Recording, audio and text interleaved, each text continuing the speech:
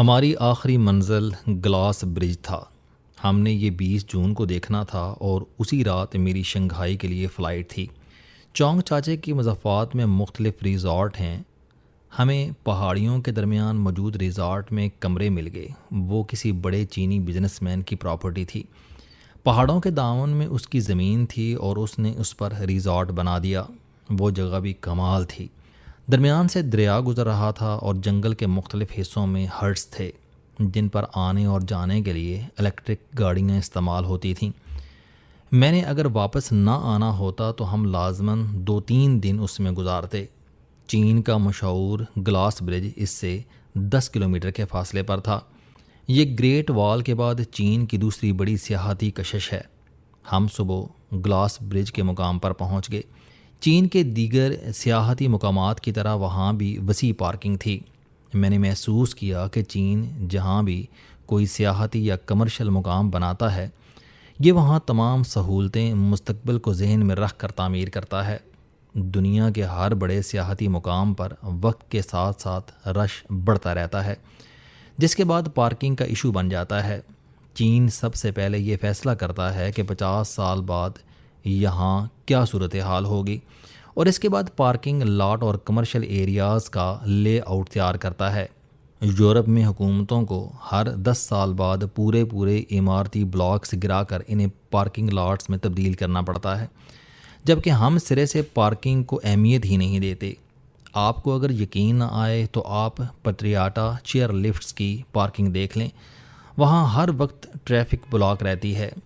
بہرحال گلاس برج کی پارکنگ بھی بہت وسیع و عریض تھی۔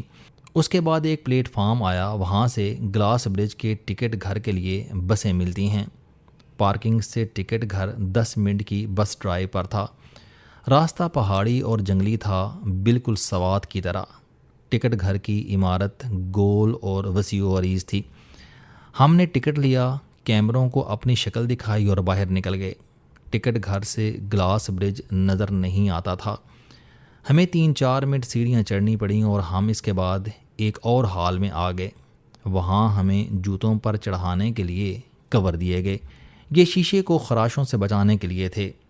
ہم نے کور جوتوں پر چڑھائے اور مزید سیڑھیاں چڑھ کر باہر آ گئے، اور پھر اچانک سامنے گلاس برج آ گیا۔ وہ منظر بھی دلکش تھا۔ 2 بلند و بالا پہاڑ تھے جن کے نیچے دریا بہہ رہا تھا۔ ایک کونے میں سبز رنگ کی جھیل تھی اور ان سب کے اوپر 430 میٹر یعنی 1410 فٹ لمبا گلاس برج تھا۔ پل کے نیچے کسی قسم کی سپورٹ نہیں تھی۔ یہ دونوں سائیڈ سے موٹی دھاتی تاروں کے ساتھ بنا ہوا تھا۔ یہ دنیا کا بلند ترین اور طویل ترین ہینگنگ برج تھا۔ اس کی اونچائی 300 میٹر تھی۔ اوپر سے گہرائی میں موجود جنگل اور درخت گھاس محسوس ہو رہے تھے۔ پل کے شروع میں اسٹیڈیم تھا۔ اس میں پل کی سطح تک لکڑی کے بینچ لگے تھے۔ لوگ وہاں بیٹھ کر دھوپ تاپ رہے تھے اور پل دیکھ رہے تھے۔ ہم نے وہاں کھڑے ہو کر تصویریں بنائیں اور اس کے بعد پل پر آ گئے۔ ہمارے قدموں میں شیشے کی موٹی تہہ تھی اور اس پر 1000 کے قریب لوگ چل رہے تھے۔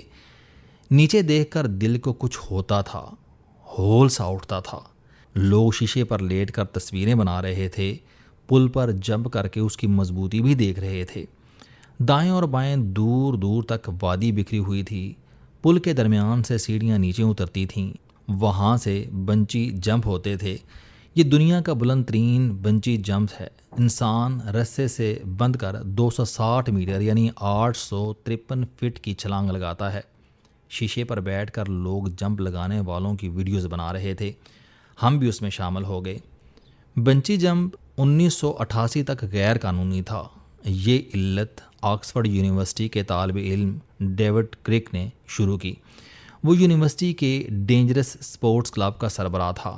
اس نے 1 اپریل 1979 کے دن اپنے 2 دوستوں سائمن کیلنگ اور جیف توبن کے ساتھ مل کر برسل کے کلفٹن اسپینش برج سے رسہ باندھ کر چھلانگ لگائی۔ یہ کامیاب ہو گئے، لیکن انہیں پولیس نے پکڑ لیا۔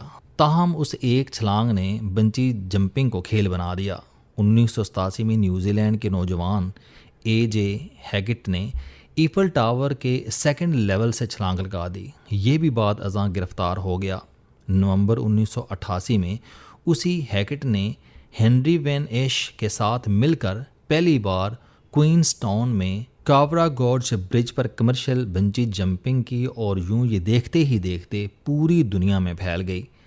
چین کے گلاس برج سے دنیا کی سب سے اونچی چھلانگ لگائی جاتی ہے۔ ہم بھی وہاں کھڑے ہو کر یہ تماشا دیکھتے رہے۔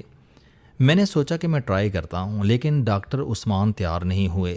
تاہم زپ لائن پر سودا ہو گیا، اور یہ بھی اتنی ہی خطرناک اور ہولناک تھی۔ یہ گلاس برج اسرائیل کے آرکیٹیکٹ ہین دوتن نے بنایا تھا، اور یہ ماڈرن زمانے کا تعمیراتی معجزہ ہے۔ پل کی دوسری سائیڈ پر گول عمارت تھی جس کے عین درمیان سوئمنگ پول تھا۔ وہاں سے برج کا نظارہ حیران کن تھا۔ گول سوئمنگ پول، سامنے برج اور آخر میں سبز پہاڑیاں، اور پل کی دو سائیڈز پر نیچے گہرائی میں سرسبز وادی۔ میں تھوڑی دیر وہاں کھڑا رہا اور پھر آگے چل پڑا۔ اس سے آگے 3 سرگرمیاں تھیں: گلاس لفٹ، زپ لائن اور آخر میں 4000 سیڑھیاں۔ ہم نے سب سے پہلے گلاس لفٹ لی۔ وہ ہمیں لے کر وادی کے پیندے میں آ گئی۔ ہم وہاں نہیں اترے کیونکہ ہم نے زپ لائن لینی تھی۔ ہم لفٹ کے ذریعے دوبارہ اوپر آ گئے اور زپ لائن کی قطار میں کھڑے ہو گئے۔ یہ بھی دنیا کی بلند ترین زپ لائن تھی۔ انسان لوہے کے رسے پر 400 میٹر کی بلندی پر گھسٹتا ہے۔ وہاں سے گہرائی اور ہوا کو محسوس کرنا بھی تجربہ تھا۔ میں اور ڈاکٹر عثمان دونوں نے یہ تجربہ کیا اور دل کھول کر کہکے لگائے۔ زپ لائن کے آخر میں 2 آپشن تھے: 2000 سیڑھیاں اور پہاڑ کے ساتھ ساتھ پتلے پلوں پر چل کر دوبارہ گلاس برج کے آغاز پر پہنچ جائیں، یا پھر 4000 سیڑھیاں اتر کر دریا کے کنارے پہنچ جائیں۔ ہم نے دوسرا راستہ اختیار کیا اور سیڑھیاں اترنے لگے۔ سیڑھیوں کے ساتھ ساتھ سلائیڈ کا بندوبست بھی تھا، لیکن ہمیں وہ واہیات محسوس ہوئی اور ہم سیڑھیاں اترتے چلے گئے۔ تمام سیڑھیاں لکڑی کی تھیں اور گھنے جنگل میں تھیں۔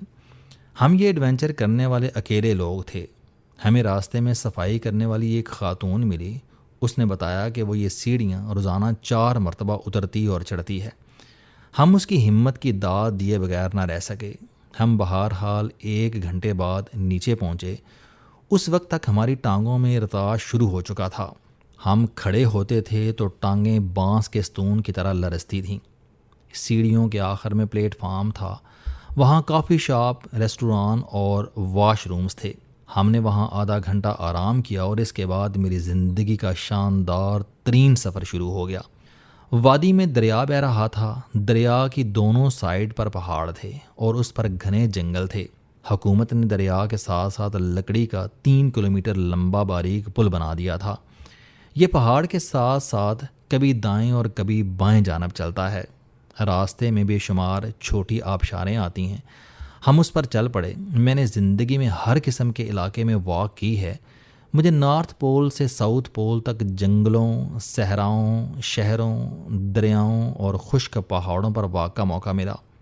میں اس جنت کے کونے تک بھی گیا جہاں سے حضرت آدم علیہ السلام نے اپنا سفر شروع کیا تھا، اور اس مقام پر بھی جہاں سے حضرت موسیٰ علیہ السلام نے بنی اسرائیل کے ساتھ ہجرت شروع کی تھی، اور وہاں بھی جہاں یاجوج ماجوج دیوار چاٹتے تھے اور اصحاب کہف لمبی نیند کی چادر اوڑھ کر سو گئے تھے، اور وہاں بھی جہاں دنیا کی پہلی بائبل لکھی گئی تھی، اور وہاں بھی جہاں شداد کی جنت ریت میں غرق ہوئی تھی، اور وہاں بھی جہاں سامری جادوگر نے دنیا میں جادوگر کی پہلی یونیورسٹی بنائی، اور وہاں بھی جہاں زمین کے سرے ختم ہو جاتے ہیں اور چاند آدھے سیکنڈ کے لیے زمین کو چھو کر گزرتا ہے، اور وہاں بھی جہاں دوزخ کا دروازہ ہے، اور وہاں بھی جہاں پیدل چلنے سے ناک سے خون نکلنے لگتا ہے۔ لیکن آپ یقین کریں، وہ تمام سفر ایک طرف اور یہ 3 کلومیٹر کی واک دوسری طرف۔ وہ 2 بلند پہاڑ تھے جن کے درمیان پانی کی سبز لائن تھی، اور ہم اس لائن کے ساتھ ساتھ چل رہے تھے، اور جنگلی پرندے ہمیں دیکھ کر کہکے لگا رہے تھے۔ ہم پر بعض جگہوں پر پھوار بھی پڑنے لگی تھی۔ چین کا کمال دیکھیں کہ اس نے اتنی دشوار گزار جگہ پر چٹانوں پر پانی کے عین اوپر 3 کلومیٹر لمبا واک وے بنا دیا ہے۔ اس پر کیمرے بھی لگا دیے اور بجلی کا بندوبست بھی کر دیا ہے۔ یہ واقعی کمال تھا۔ ہم جہاں سے گزرتے تھے ہمیں کیمرے دیکھتے رہتے تھے۔ درمیان میں ڈاکوؤں کا غار بھی آیا۔ یہ ماضی کے 3 ڈاکوؤں کا ٹھکانہ تھا۔ وہ غار بھی طویل اور محفوظ تھے۔ سیاح اس کے درمیان سے گزر کر دوبارہ واک وے پر آ جاتے تھے۔ غار کے بعد کا سفر مزید خوبصورت تھا۔ پل مزید پتلا ہو گیا اور یہ چٹان کے ساتھ لٹک کر آگے بڑھنے لگا۔ اس سفر کا اختتام جھیل پر ہوا۔ وہاں موٹر بوٹس کھڑی تھیں، ہم ان میں سوار ہو گئے۔ آپ ذرا تصور کریں کہ آپ جھیل سیف الملوک میں کشتی میں سوار ہوں اور آپ کے چاروں سائڈز پر سرسبز و شاداب پہاڑ ہوں، تو آپ کیسا محسوس کریں گے؟ ہم بھی اس وقت یہی محسوس کر رہے تھے۔ اس لمحے آہستہ آہستہ بارش شروع ہو گئی۔ بارش نے تصویر کو مزید خوبصورت بنا دیا۔ ہمارے نیچے سبز جھیل تھی، دائیں بائیں پہاڑ تھے، پیچھے باریک دریا اور 3 کلومیٹر لمبا واک وے تھا، اور اوپر سے ہلکی ہلکی بارش برس رہی تھی۔ وہ منظر بھی تصویر بنا اور ذہن کے البم میں محفوظ ہو گیا۔ لیکن نہیں رکیے۔ اس لمحے پہاڑ سے سرمئی رنگ کا ایک بگلا اترا اور پھر پھر کر کے جھیل کے پانی پر اتر گیا۔ تصویر کے اندر ہل جل ہوئی اور وہ رنگین ہو گئی۔